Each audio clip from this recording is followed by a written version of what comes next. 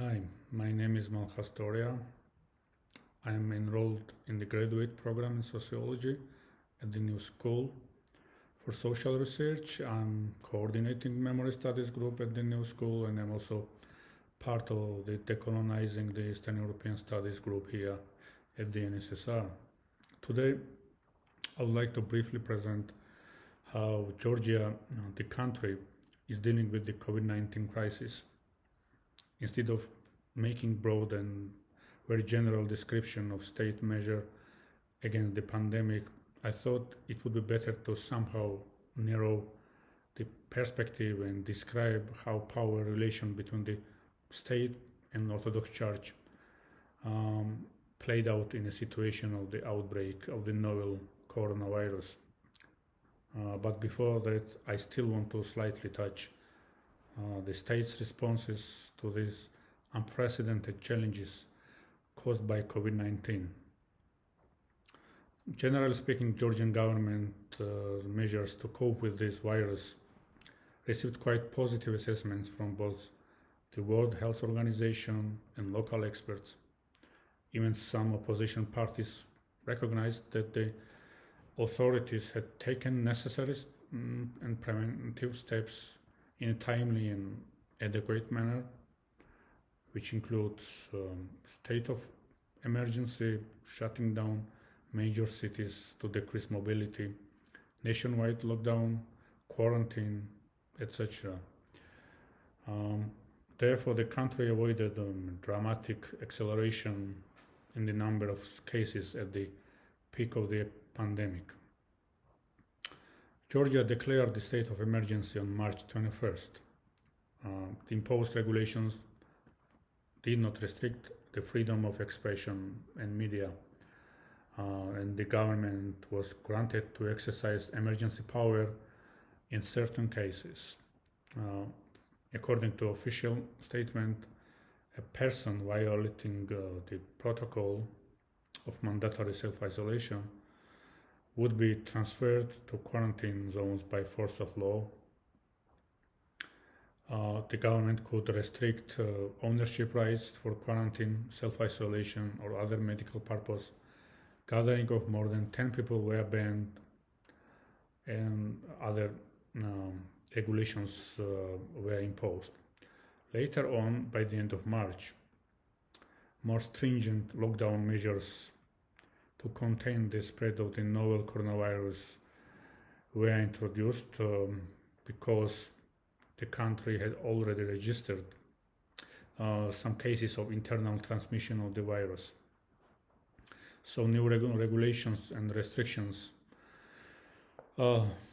included citizens were required to observe a curfew between 9 p.m. to 6 a.m. Public transportation were suspended. The number of passengers in a single vehicle was limited to 3. Gathering of more than 3 people was banned except for essential needs like going to groceries or pharmacies close to the living space. Checkpoints for a thermal screening of citizens were set up in the major towns in Georgia, and every citizen should have been carrying a passport or ID cards at all times.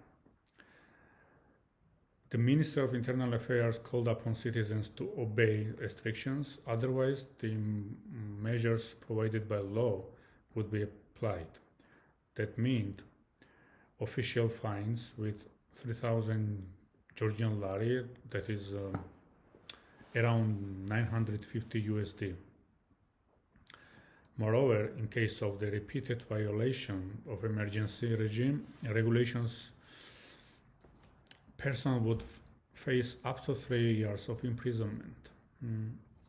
According to some experts, the ongoing pandemic vividly exposed a selective approach to human rights and equality in Georgia. Why is that? The state of emergency during the outbreak of COVID-19 did not include all segments of society, as it appears, despite the Prime Minister's assurance that the lockdown measures apply to everybody. In fact, the Orthodox Church was semi-officially privileged to defy governmental restriction, while regular citizens were kept in isolation by imposing heavy penalties.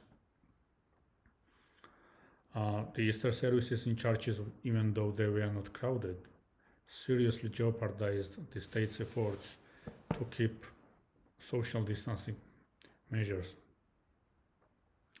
Generally, these privileges are justified by claiming the exceptional historical role of the Orthodox Church in consolidating the Georgian nation.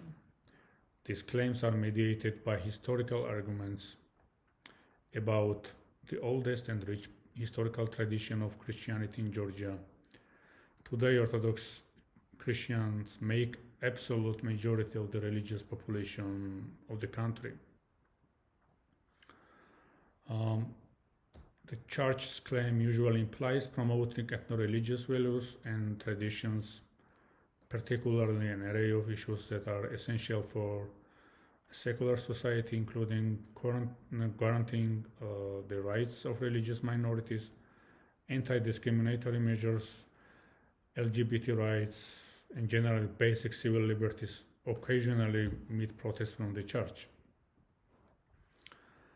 The special status of the Georgian Orthodox Church was formalized even in a constitutional agreement between the state and the church in 2002.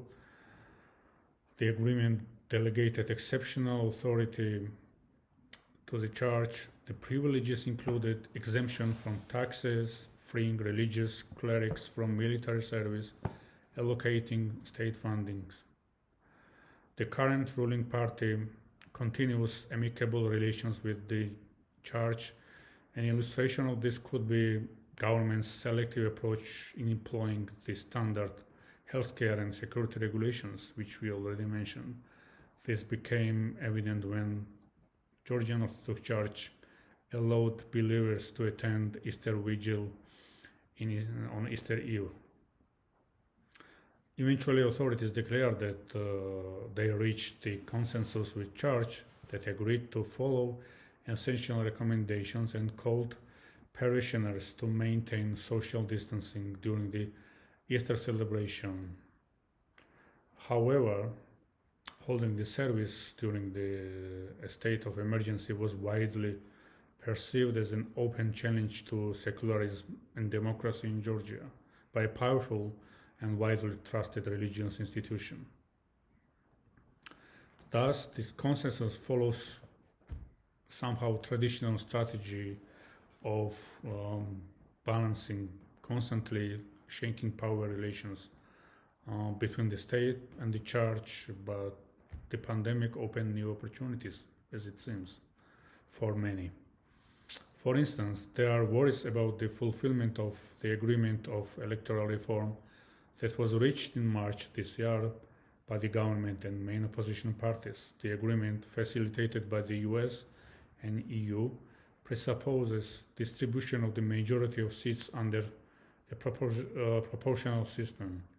This deal might be a big leap toward political pluralism in the electoral system generally and for the upcoming parliamentary election in October 2020.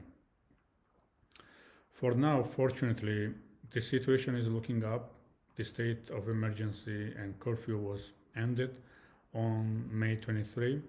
Some remaining restrictions, for instance, on transportation and shopping malls, also have been lifted. However, the deep structural problems revealed during the pandemic are not likely to go away so soon. Thank you for your time, and if you are interested more, you are invited to read my piece on the same subject.